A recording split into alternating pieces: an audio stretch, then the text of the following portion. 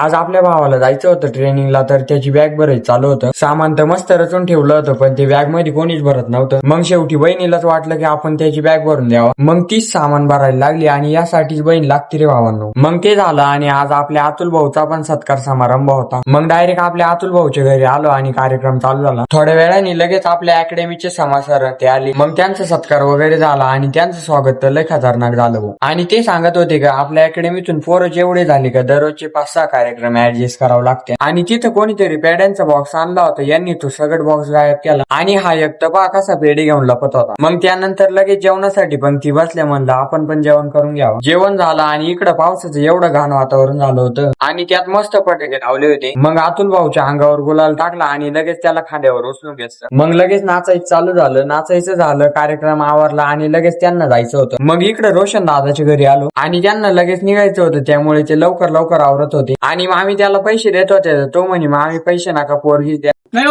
आणि त्यानंतर मग बाबा पण पैसे देत होते. बाबांचे पैसे जरी कमी असले तरी ते भेटणं कोणाच्या नशिबात नसतं. मग लगेच मामाची पोरगी वावळायला आली आणि भाऊ ते एवढा गालातल्या गालात हसत होता. त्यानंतर सगळ्यांचा आशीर्वाद घेतला आणि इकडे गाडी येऊनच उभी होती. भाऊ लगेच गाडीत बसला आणि निघाला. खरंच मिस यू रे भावा, भेटू आता 6 महिन्यांनी. तुझी जिद्द आणि तासन तास मेहनत करायचं फळ तुला भेटलं. आणि समोर जरी कोणी दाखवलं नाही तरी तू गेला तर खरंच सुनं सुनं वाटतंय. तू गेला तर सुनं सुनं वाटतंय, पण गर्व पण तेवढाच होतोय की आमचा भाऊ शेवटी स्वतःच्या जीवावर कष्ट करून फौजी झाला. सलाम रे भावा तुला, लव यू. समोर एवढं बोलायला वेळच नाही भेटला की काळजी स्वतःची.